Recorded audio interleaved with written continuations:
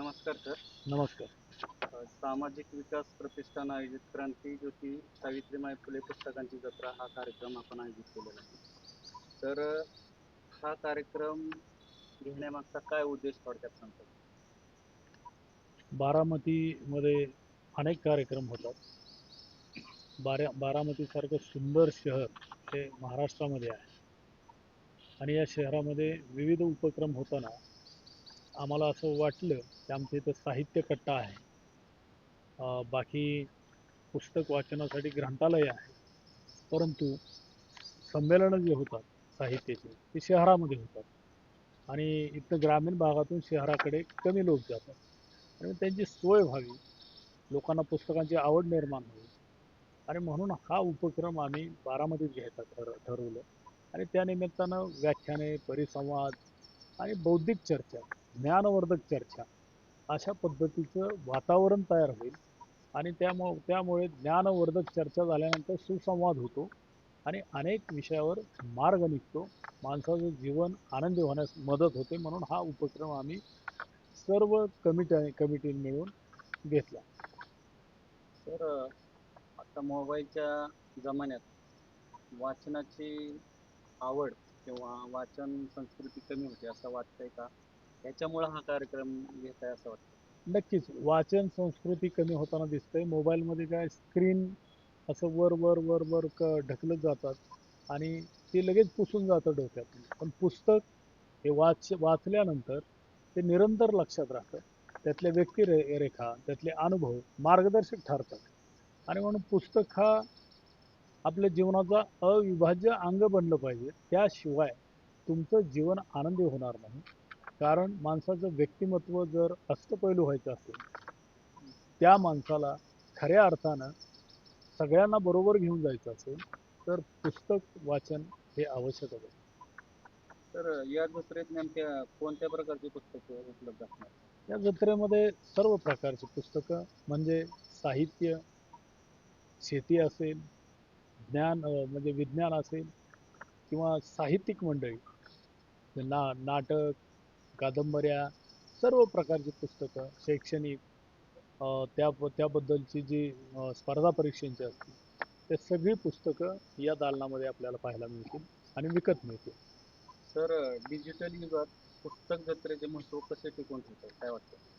आता डिजिटल युगामध्ये तो संस्कार आहे पुस्तक वाचन आणि ज्या घरामध्ये लायब्ररी आहे, पुस्तक वाचतात, तिथं सुसंवाद असतो, लोक चर्चा करतात आणि ते घर आनंदी असतं.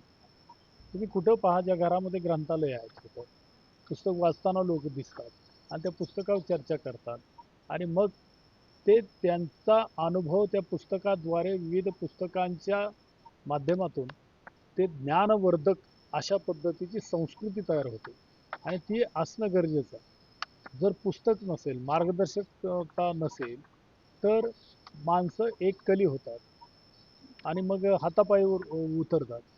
तर तसं न होता समाजामध्ये जर आनंद निर्माण करायचा असेल, त्यांचं जीवन आनंदी व्हायचं असेल तर पुस्तक ही काळाची गरज आहे. तर या जत्रेमुळे स्थानिक समाजावर काय सकारात्मक बदल अपेक्षित नक्कीच होईल. कारण या जत्रेमध्ये आम्ही ही दरवर्षी जत्रा घेतो पुस्तकांची आणि पुस्तकांची जत्रा घेतल्यानंतर तुम्हाला दिवसभर त्या दालनामध्ये विविध पुस्तक पाहायला मिळणार. लहान मुलांसाठी, युवकांसाठी, ज्यांची जशी रुची आहे चांगल्या पुस्तकांबद्दलची, जागतिक दर्जाची पुस्तक वाचनाचा आनंद हा वेगळाच असतो. आणि कधी बघा तुम्ही, जो माणूस पुस्तकं वाचतो ना, तर त्याच्या सानिध्यामध्ये तुम्हाला राहावंसं वाटतं, त्याचा सहवास करावासा वाटतो आणि अशी माणसं विचारी असतात आणि माणसामध्ये सुसंवाद वाचनाशिवाय होणार नाही असं आम्हाला वाटतं. म्हणून ही सर्व प्रकारची पुस्तकं म्हणजे वाचली गेली पाहिजेत आणि त्याचा संस्कार बारामतीमध्ये जर पुस्तक वाचनाची आवड तयार झाली तर आमचा पुढं मानस आहे की आता आमच्या बारामतीमध्ये अनेक ठिकाणी बसण्याची ठिकाणं खूप चांगली चांगली झालेली आहेत. तिथं सुद्धा या समितीच्या मार्फत लोकांना तिथं पुस्तक वाचायसाठी उपलब्ध करून द्यायचे. त्याचा निवंत विरंगुळा आहे बसलेत, तर तिथं आमचे कार्यकर्ते महिन्यातून एकदा एक एक एक एक कार्यकर्त्याला पुस्तक वाटत द्यायचं आणि तेवढाच त्यांना त्या पुस्तकाचा आनंद मिळेल आणि त्यांच्याकडून ते पुस्तकं वाचली जातील. बारामतीला वाचन संस्कृतीचे केंद्र बनवण्याबाबत तुमची दृष्टी काय वाटते? आता ही सुरुवात आहे. नंतर बारामतीतले सर्व साहित्यप्रेमी, आमचा जो साहित्य कट्टा आहे बारामतीतला, हे सगळे आम्ही एकदा बोलवून त्याशी चर्चा करून सर्वांना सोबत घेऊन, इथले सगळे पत्रकार, वाचक मंडळी, या सगळ्यांना सोबत घेऊन चर्चासत्र आयोजित करणार आहोत.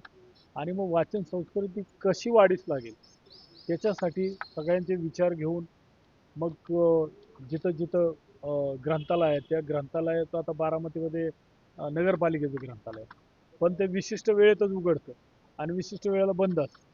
परंतु 24 तास ग्रंथालय कसं उघडं राहील आणि मुलांना अभ्यासाची आवड कशी तयार होईल याच्यासाठी बारामतीतल्या नागरिकांच्या वतीनं काही चळवळ करता येते का, त्याचाही आम्ही पाठपुरावा करणार आहोत. तर शेवटी हा कार्यक्रम कधी आणि कशा पद्धतीने होणार आहे थोडक्यात काय? हा जो कार्यक्रम आहे तो शनिवार, रविवार, सोमवार 9, 10, 11 मे 2026 या 3 दिवसामध्ये होणार आहे. आणि ह्या कार्यक्रमाची जी रूपरेषा आहे ते 9 तारखेला सकाळी 10 वाजता उद्घाटन होईल आणि त्याच दिवशी रसिका उपळेकर या सह्याद्री वाहिनीच्या निवेदिका आहेत त्या, आणि नंतर श्रीराम मोहिते हे सुलेखनाचा कार्यक्रम घेणार आहेत. रसिका उपळेकर हे सुसंवाद, लेखन, वाचन किंवा नाट्य या प्रकारचा जो त्यांचा कार्यक्रम आहे तो मुलांच्यासाठी आहे. नंतर त्याच दिवशी 9 तारखेला संध्याकाळी परिसंवाद आहे.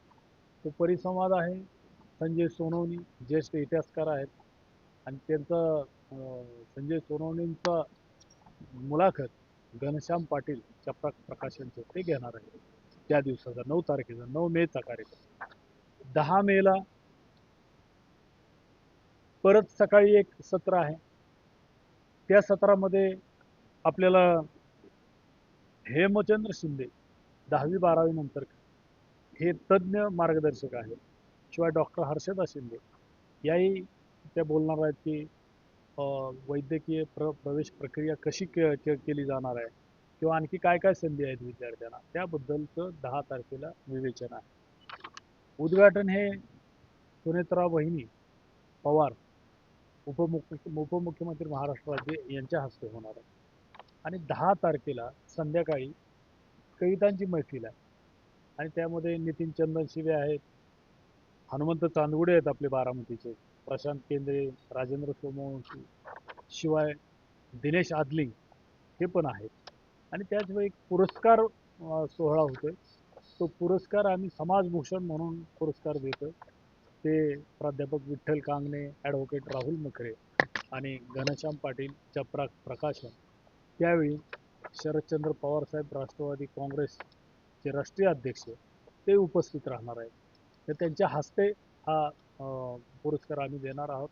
आणि त्याच दिवशी क्रांतीज्योती सावित्रीबाई फुले यांच्या कविता संग्रहाचं पुस्तक पहिल्यांदा 1854 नंतर समग्र कवितांचं जे पुस्तक आहे त्याचं प्रकाशन आम्ही युगेंद्र पवार आणि रोहित पवार या दोघांच्या हस्ते किंवा रोहित पवार हे आमदार आहेत आणि युगेंद्र पवार हे विद्याप्रतिष्ठानचे खजिनदार आहेत.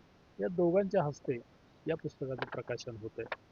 तिसरा जो दिवस आहे 11 मेचा, त्या दिवशी आपण संदीप वागचौरे राज्य अभ्यासक्रम पुनर्रचनाचे सदस्य आहेत, त्यांचं व्याख्यान आहे. शिक्षणाच्या वाटा हा त्यांचा विषय आहे आणि त्या विषयावर ते बोलणार आहेत. आणि संध्याकाळी डॉक्टर मुटकुळे यांचा एक पात्री नाट्यप्रयोग आणि त्यांचा विषय आहे की पुन्हा क्रांतीज्योती, आणि तो कार्यक्रम 11 तारखेला होणार आहे. तर अशा प्रकारचं संपूर्ण जो कार्यक्रम आहे 3 दिवसाचा तो डिझाईन केलेला आहे. आणि याच दरम्यान एक 30 प्रकाशक पुण्याहून ते येत आहेत आपापली पुस्तकं घेऊन, आणि ती पुस्तकं लोकांसाठी विक्रीसाठी उपलब्ध होणार आहेत.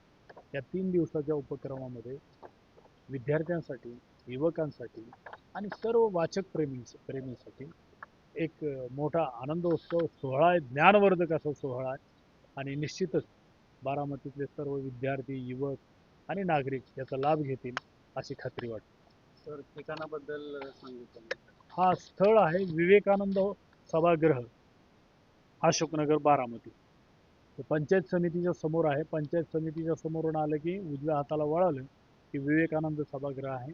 आणि त्या सभागृहामध्ये ग्रंथ प्रदर्शन आणि बाजूलाच मोकळी जागा आहे, त्यामध्ये व्याख्यानाचा कार्यक्रम किंवा कवितांची मैफिल अशा पद्धतीचा चांगला कार्यक्रम आपण आयोजित केलेला आहे. धन्यवाद सर. तर तुम्ही पुस्तकांची जत्रा हा खूपच छान उपक्रम बारामतीमध्ये घेत आहात आणि या पुस्तकांच्या जत्रेविषयी खूप डिटेलमध्ये माहिती सांगितली, त्याबद्दल तुमचे खूप खूप धन्यवाद.